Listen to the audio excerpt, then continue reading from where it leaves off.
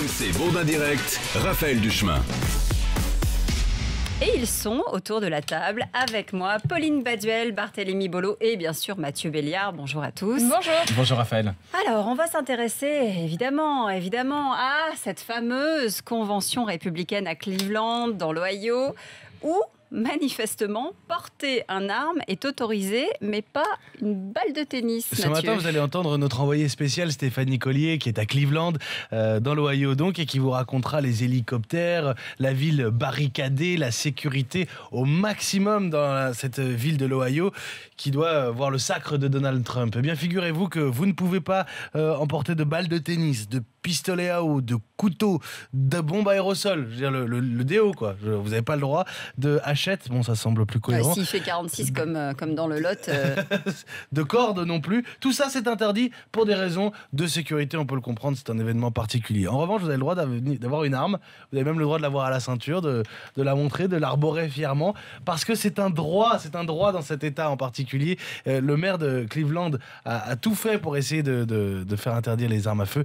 Impossible pour lui face à la justice. Du coup, elles sont quand même interdites à l'intérieur de l'enceinte. C'est un établissement privé, donc elles sont interdites à l'intérieur de l'enceinte de la convention. Ouais, ça va être sympa, les vestiaires. Voilà. Les là, vestiaires. Vous imaginez le vestiaire où chacun arrive avec son calibre, etc. Allez, pose son calibre sur la table et prend un petit ticket numéro 37. N'oublie de me faire des pas, surtout. Oui, voilà, si on le perd, on est embêté. Les 35 heures, Barthélémy, tiens donc, on crée dans l'emploi. Et ce fameux De débat. l'emploi, je répète, de l'emploi. Et ce fameux débat, il est enfin tranché par l'Inspection Générale des Affaires Sociales. En fait, c'est un rapport qui a été censuré par le directeur de l'IGAS lui-même, qui a refusé donc de le transmettre. Et finalement, il a fuité. Et que dit ce rapport, en fait ? La loi sur les 35 heures a créé 350 000 emplois en 4 ans entre 1998 et 2002. Autre commentaire de ce rapport, il est important notamment parce qu'il est utilisé par la droite et la gauche. En matière de compétitivité, aucun élément ne permet de dire qu'il y a un effet négatif de cette loi des 35 heures sur la compétitivité. Dernier constat de ce rapport, augmenter le nombre d'heures supplémentaires lorsque la croissance n'est pas au rendez-vous pèse négativement sur l'emploi. Après l'attentat de Nice, Pauline, le film Bastidé est retiré des salles. Oui, parfois le hasard fait mal les choses. Ce film est sorti le 13 juillet en France, mercredi dernier. Il évoque un attentat prévu le 14 juillet. On suit en fait les traces d'un agent de la CIA, c'est Idriss Elba l'acteur. Il tente en fait de contrecarrer l'attaque, il poursuit les responsables. Alors le scénario du film n'est pas directement lié bien sûr aux attentats de Nice, mais il y avait trop de similitudes, trop de concordances. Finalement, ce week-end, il a été retiré de toutes les salles. Il n'aura été distribué que 3 jours. C'est une décision du distributeur Studio Canal, par respect pour les victimes et leurs familles. Et c'est vrai que il n'y avait aucune teneur politique, mais voilà, c'était trop difficile de le maintenir en salle. En revanche, c'est pas le cas de tous les films. Un autre film est sorti quelques jours plus tôt, le 6 juillet. C'est un film tchèque, Moi, Olga. Il retrace la vie d'une femme dans les années 70 qui décide en fait de tuer beaucoup de gens en fonçant sur la foule avec un camion. Là encore, des similitudes, mais cette fois-ci, les distributeurs ont estimé qu'il y avait un contexte, un lieu, un pays, et du coup, il n'a pas été interdit. On s'intéresse à ce wasabi, Mathieu. Vous aimez le wasabi ou pas déjà? Moi, Quand on va j'adore. acheter un petit plateau de sushi, Moi, j'aime bien. la petite sauce piquante, Pas trop, mais j'aime très bien. piquante. Alors, En général, Pauline. Il faut la mélanger avec le soja. Moi, j'aime bien Voilà. la sauce soja sucrée. Je mélange, j'en mets un tout petit Vous peu. n'avez J'adore. aucune idée de quoi vous parlez. Personne ici n'a jamais mangé de wasabi, les amis. si, Figurez-vous mais qu'on si, se fait bien sûr que arnaquer, on se fait voler. Vous savez pourquoi?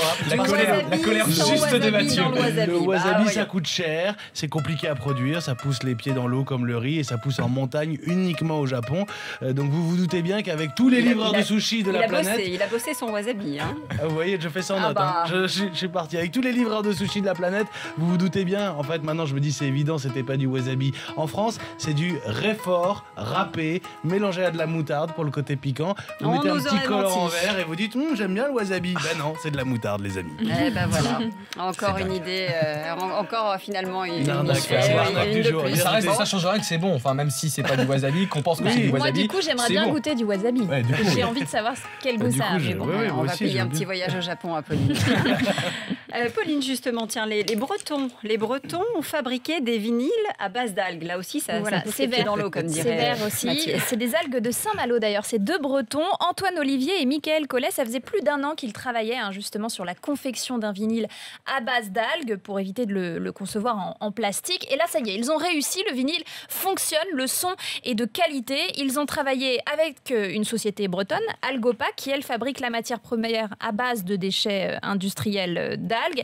L'idée, bien sûr, elle est avant tout marketing, c'est promouvoir des produits bio. On est toujours dans cette idée-là. Ils ont quand même un problème de taille. Ce vinyle, en fait, sa durée de vie est de 3 semaines pour l'instant. Le son se dégrade. À mesure que vous l'écoutez, eh bien, le son se perd. Donc il va falloir encore un peu travailler. C'est ça. Mais il n'est pas tout à fait commercialisable en l'état. Ils espèrent quand même d'ici 1 an ou 2 fabriquer 100% des vinyles en algues. Alors on reste en Bretagne avec Vive la Bretagne. 2 Bretons qui veulent traverser, ça n'est pas une blague, la Manche en sous-marin. Et pas n'importe quel sous-marin, Raphaël, un sous-marin à pédale, et oui, un pédalo pour aller sous l'eau. C'est un peu le rêve d'enfance, hein. C'est ce qu'ils expliquent ces 2 amis bretons. C'est eux qui ont conçu le sous-marin. Donc ça sera une traversée qui est prévue le 5 août par 120 mètres de fond, 250 km à parcourir. On peut imaginer aussi le silence un peu sous la mer quand ils s'arrêteront de pédaler. Il n'y aura pas le bruit du moteur, il n'y aura rien du tout. Juste le 5 silence. août, on va les appeler. On va essayer de les avoir en ligne on va voir comment ça se passe. Ouais. Ça doit être assez physique quand même. Moi, je me souviens de mes pédalos, de mes traversées en pédalo sur les lacs. Et déjà, c'est pas facile quand on est à contre-courant. Mais alors là, sous l'eau, j'imagine pas le. C'est vraiment intéressant. Concrètement, ça a l'air difficile. Sans vouloir être désagréable, un lac à traverser et la Manche, c'est pas tout à fait pareil. Non, évidemment, mais c'était déjà difficile. Donc, comme vous dites. Super vacances, Pauline. Pourquoi ils font ça surtout c'est des défis.